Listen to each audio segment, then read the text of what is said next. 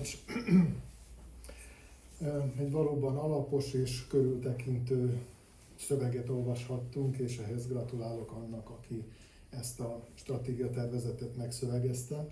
Természetesen nem hibátlan, és nem az erényeiről szeretnék most itt beszélni ez alatt a rövid idő alatt, hanem azokról a dolgokról, amelyek bennem kérdéseket vetettek föl, illetve amelyekhez megjegyzéseket szeretnék fűzni. Még mielőtt rátérnék erre a 4 témakörre, az volna egy technikai kérdésem, hogy ha kérdéseket teszek föl, kapok-e rájuk választ? Vagy ez most nem az a hely, ahol ez megtörténhet? A válaszokra a végén lesz lehetőség. Mindenféleképpen elnök úr tervezte összegezni az egész közvitát, de mindenféleképpen, és ez megint egy ilyen reklámhelye, hogy mindenkit arra kérünk, hogy írásban, ha elküldik, akkor legprecízebben, legjobban is írásban tudunk felelni. Értem. Köszönöm szépen, azért akartam ezt megkérdezni, mert amennyiben a konkrét kérdésekre konkrét válaszok érkeznek, akkor nyilván ennek fényében tudnám majd a megjegyzéseimet előterjeszteni írásban.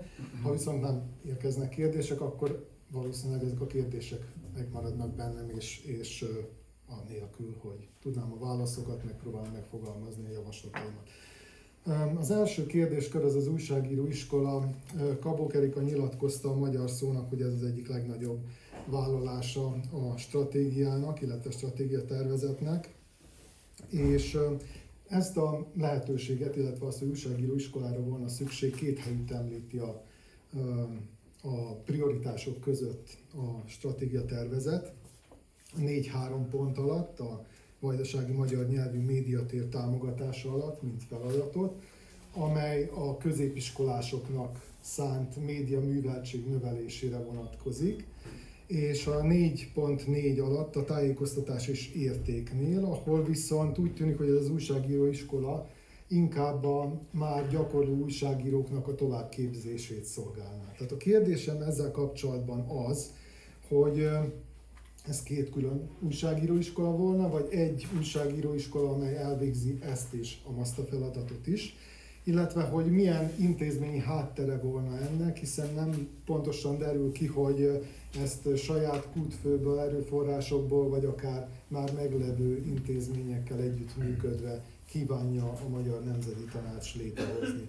És azt gondolom, hogy nagyon fontos volna, hogy ha már ez egy nagyon hangsúlyos vállalás a stratégiatervezetnek, hogy valamiféle határidőt is szabjanak hozzá, ugyanis ez így önmagában lóg a levegőben, hogy erre mikor kerül sor, 1 éven belül, 5 éven belül, azt gondolom, hogy ez nem mindegy. A második témakör, ez a szakmaiságra vonatkozik, ez is egy igen hangsúlyos kérdés, ugye a szakmai presztízs növelése és egyáltalán a szakmaiságnak az erőteljesebbé tétele. Viszont van itt egy olyan megfogalmazás, amit szeretnék idézni, és nem igazán értem, hogy ez mit akar jelenteni, de a szakmaiságot állítja valamilyen szinten szembe a kisebbségi erkölcsiséggel. Az idézet így szól. A kisebbségi erkölcsi értékek és az újságírói szakmai logika gyakran egymásnak is feszülhet. De a szakmai letisztulás semmiképp sem jelentheti azt, hogy a nyilvánosságot szolgáló újságírók körében megszűnne az a kisebbségi erkölcsiség, amely a kisebbségi magyar közgondolkodást születésétől fogva áthatja és élteti. Arra volnék kíváncsi, hogy mit fed tulajdonképpen ez a kifejezés, a kisebbségi erkölcsiség. Ugye a korábbi médiastratégia, amely már 2016-ban lejárt, és azóta nem volt új stratégiánk, nagyon sokszor említi, mint ahogy ez a stratégia tervezet is sokszor említi egyébként, a magyar szellemiség újságírást. És ez is nagyon sok kérdést vetett föl a korábbi időszakban, mert sokak számára nem volt világos, hogy mit is jelent tulajdonképpen a magyar szellemiség újságírás. Én arra volnék kíváncsi, hogy itt ez a kisebbségi erkölcsiség, ez hogyan kerülhet szembe a szakmaiság ismérveivel, és hogyha szembe kerül, akkor melyik győz, ledelmeskedik. Azt gondolom, hogy ez sem egy elhanyagolható kérdés. A harmadik ilyen témakör, amihez hozzá szeretnék szólni, ez a keresztény értékrend, amely a bevezetőben jelenik meg, mint egy fontos mérvadó kitétel. Így szól az idézet: a Magyar Nemzeti Tanács célja a vonatkozó törvények tiszteletben tartása mellett a keresztény értékrend mentén építkező médiatevékenység, amelynek az általános újságírói és etikai szabályok betartása mellett a legfontosabb feladata a vajdasági magyarság szolgálata.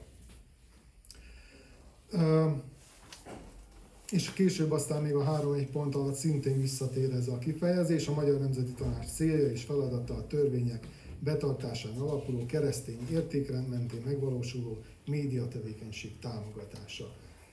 Itt is azt kérdezném, hogy mit jelent ez a keresztény értékrend, azt gondolom fontos volna definiálni, és hát azt is egyértelművé tenni, hogy mi van azokkal a vajdasági magyar médiafogyasztókkal, akik történetesen nem a keresztény felekezethez tartoznak, vagy tartozónak vallják magukat, vagy akár ateistának, vagy nem kívánnak ebben a kérdésben nyilatkozni. Számukra is kötelezően ilyen médiumot kellene létrehozni, amely a keresztény értékrend mentén fogalmazza meg a céljait. És az utolsó, ami szintén felvetődött bennem kérdésként, ugyanis a magyar szóház fejlesztése kapcsán itt az egyik programpont, a 4.5-ös, a Magyar Nemzeti Tanács alapításában működő média infrastrukturális fejlesztésének 3. intézkedésénél csak és kizárólag ezt a nyomdai múzeumot említi a tervezet, holott a bevezetőben, illetve az interjúkban is elhangzott, amelyek ugye a Magyar Szóban, Pannon TV-ben jelentek meg. Az Autonómia Portál is kért Kabó Kerikától interjút, de ő nem kívánt élni ezzel a lehetőséggel. Úgyhogy most tenném fel a kérdést, hogy miért nem szerepel akkor itt a 3. intézkedés csomagban az is, hogy ugye nem csak egy ilyen nyomdamúzeumot kíván létrehozni a Fórumház felszabadult részeiben az MNT, hanem úgy tudom, hogy a Vackor óvodának is egy kihelyezett tagozatát, és emellett még egy irodalmi kávéházról is szó van, hogy ezekről miért nem ír semmit a konkrét prioritások és a hozzájuk rendelt célok között a stratégia tervezet. Ezek a kérdéseim és ezek a megjegyzéseim, remélem, hogy kapok rájuk választ. Köszönöm szépen! Köszönjük szépen!